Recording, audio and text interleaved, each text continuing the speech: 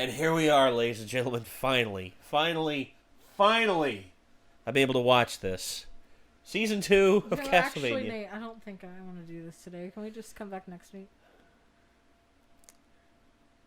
God, son of a bitch!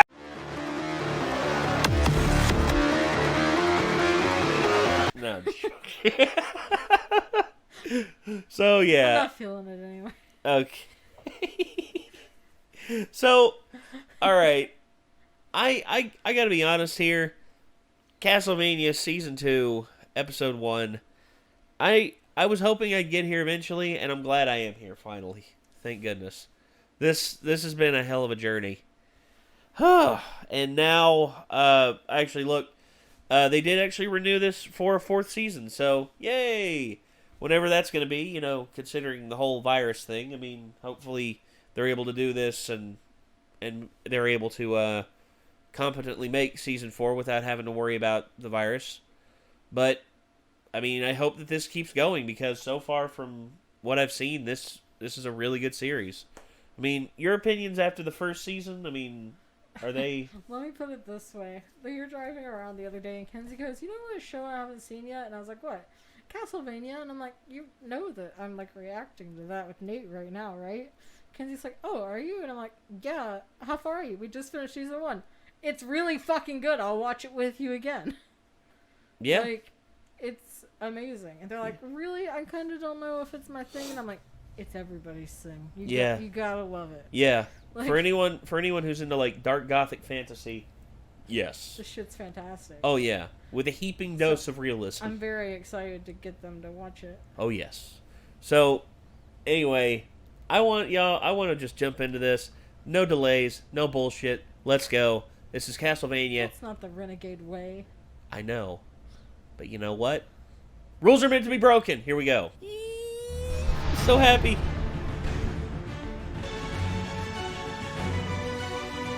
It's one of my favorite styles of art. Yeah, I love it. It's brilliant stuff. I love this. And it fits so well with the intro of this. Finally. Whoever Warren Ellis is a badass.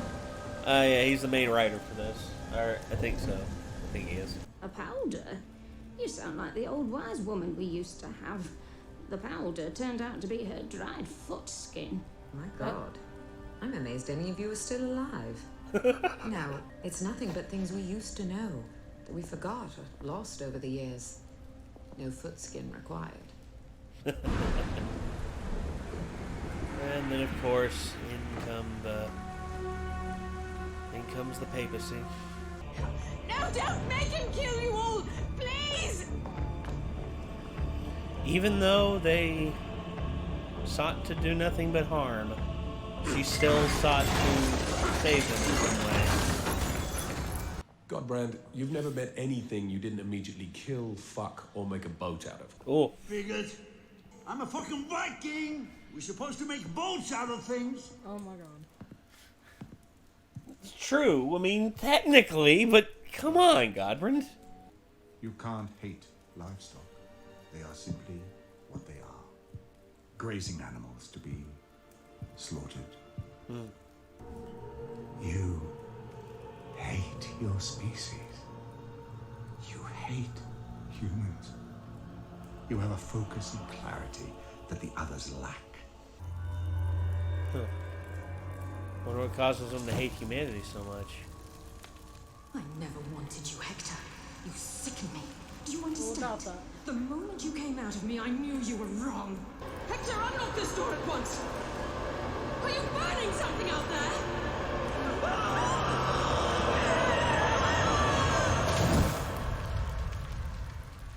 Well, I guess that answers that question. His parents didn't love him, completely. so he burned them alive. It's going to be all right. We're going to kill them all for you.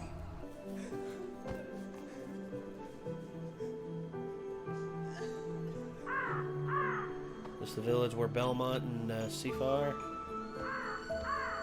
They're together. And I'm alone. Well, technically. This is where you're supposed to tell me that I'm not alone, Belmont. Yeah. You are really not very good at this. so you can see your family again. That's your encouraging talk? Or you get killed and they get eaten in the forest, so none of you have to be sad. How's that? I was right about you the first time, you know? Wait, is that a little That's undead insane. dog? What are you doing? That's for this friend. It is. It's reanimated. Not really doing much, Hector. It's dead. Even in the removal of a species from a place, wars have order, plans and maps and lines. It could be done in less of a... It could be done more carefully. The last of the dead from Gracia? Yes. The Night Hordes took as many of their victims as they could for the Forges. Ah, looky who it is. If there are any left, take them to Isaac. He's moving the castle again. Yes. There's wonders to perform. Oh, that's the save. I know. That's the save cube from Symphony of the Night.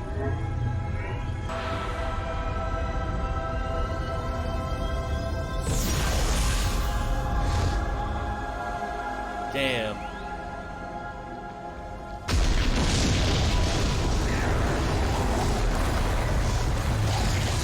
Oh, damn. Well, you gotta think, it's displacing a lot of mass in one area at one time, so the wind that it would displace would be enough to probably tear the flesh from people. Damn. I mean, damn, dude. Woo. So I take it Dracula is pissed. And, No, I think he's fine. well, you see, I can understand where the other vampires are looking at this from. Oh yeah. They're looking at this as pretty much don't misdirect me on this, but they're effectively looking at humanity as though humanity is their property and they are the masters, like slave masters. They look at them as livestock, so it is hard for them to really hate them. They can be displeased with them, they can be disappointed in them, they can even be angry at them, but they can never truly hate them unless they see them as something along the lines of equal to them. Something more. Yes, that's the thing that honestly breeds a lot of animosity and mistrust among different people, is when you effectively see other people who are different than you, and you have pretty much the shut in idea that if they're different from me, that means that I don't understand them, therefore I don't want to understand them, therefore I hate them. You pretty much make the leap to hate immediately from that's for people who are, closed-minded. I've seen that more times than I can count. And you have to make sure that when people ask questions along the lines of like, why is that person different? Why is this? Why is that? You have to pretty much let them know, just because they're different than you does not mean that they are any less. They're just like you. They feel fear. They feel happiness. And honestly, how would you feel if they treated you and looked at you differently? And, treated you like you were less of a person simply because you looked different or acted different. And honestly, it's the same thing here with this. I think the thing with Hector and Isaac, the two human generals, is that basically humanity, their first impression of humanity was just absolutely terrible. I mean, Hector, his mother and father despised him and filled his head with the idea that the only way that you can make a way in the world is, everything is just for money. Everything is just, it's like, and his mother hated him. Just like, you were a mistake. I knew the very moment you were born into this earth, you were a mistake, that you were wrong. Like, what child is deserving of that? What child is deserving of feeling like that they are worthless simply because you're unhappy with how your life turned out? I mean, that to me, I've had family members, for instance, my now ex-brother-in-law does not see his children as his children. He sees those children as leverage to make my sister's life a living hell. Great. Yeah. There's people that do that, and it irritates me to no end. I hate it. I hate when people do that. But again, this whole thing, I mean, damn. Also, the guy who voices I forget his name now, the red-headed Viking vampire, Godbrand. I didn't realize that was Peter Stormare. I saw his name in the opening title. He's plays like the stereotypical European bad guy in everything. No, literally.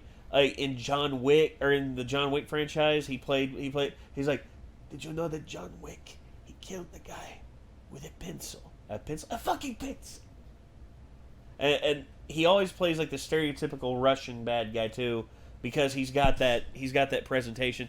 And also, he played the devil really good in the Constantine movie.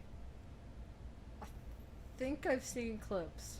You remember the Constantine movie with Keanu Reeves? I haven't seen it. I think I've seen clips. Okay. He plays the devil in that. That's one of the best interpretations of the devil I have ever seen in my entire life. He is terrifying. And he is, and here's the thing. He's not like your typical maniacal devil, just like, I knew you would be here. It's like, instead, no, he's like a skeezy, slimy, like, terrible person who's just like, he's like that guy you would run into behind a gambling, like a illegal gambling house. He's just like, so how are you doing today? I see that you slit your wrists. That's it's not good. It's not very good at all. I seem to remember 10 years ago watching Supernatural. Oh, and I'm trying to remember Crowley. Yeah, Crowley but was. I can't remember if that was a good or a bad actor because I watched it 10 years ago. Well, yeah. Maybe not that long, but it feels like that long ago. I just remember him. I see him so much in everything, and I'm just like, oh hey, it's that guy. I don't know who Crowley is or Bye, Crowley. I don't remember him being a bad actor, but back then I wasn't watching things and judging it. Like I said in a previous video, you guys kind of ruined my life as far as watching things that were bad, because now I know they're bad. Well, yeah, but yeah, this guy right here, you know him, you love him. What would be an example? Okay, you remember Armageddon, the Bruce Willis movie? I haven't seen that. Wow. Okay, let's see. He's Swedish. That's Destiny 2. Got it. yeah. Oh, yeah, he was in The Big Lebowski, Jurassic Park, The Lost World, Constantine. I haven't seen any of those. Destiny, Until Dawn. You remember Until Dawn, the horror game? Yeah, I don't know what he was. He was a psychiatrist. Oh. Yeah. I think it really says something that psychiatrist stuck with me. Yeah. He is quite the character, and I love him. Everything that he's in, I every time I've seen him, I'm just been like, oh, this is good. I like to show you him as the devil in Constantine. It's honestly some of his best work. So yeah, that's Peter Stormare. That's neat. Okay. I can see it now. That kind of fits the description you had given me. Yeah. But yeah, this was a good episode. Good opener for season 2. I can't wait to see what the Devil's Forge is going to bring into light, because the reanimation of dead bodies, that's like him bringing back that dog. That's just cute. That's a precious little boy. Best friend. That's a precious little biscuit. I love it. I love that little guy. If anything happens to that little guy, I'm just being like, oh, it's so sad. But also, I was sad about the deer. That the deer just got disintegrated by the friggin'... Actually, the last Mandalorian episode you uploaded... Yeah. We saw the thumbnail and it zoomed in on our faces at one point. Oh, yes. And we were like, what was that? We had to watch the video to find it. And the stormtrooper hits the baby. The child, and I go... Yeah. It gets all of our reactions that like, oh, bitch. I'm like... I was like, I'm about to punch a motherfucker. We got real tickled. Oh, we I did. didn't remember that at all. Oh, that was good though. That was good. Wolf did really good on the editing of that I'm episode. always loving those little things that Wolf adds. That one, I go. Gosh. All right. Well, we're gonna move on to the next episode. So hopefully you all will stick with us for that. So yeah, this was Castlevania season 1 or season 2 episode 1, and called War Council. And yeah, let's see where we go from here. And thank you all very much for tuning in. I'm Nate. I'm Quinn. And we'll see you then. Peace out.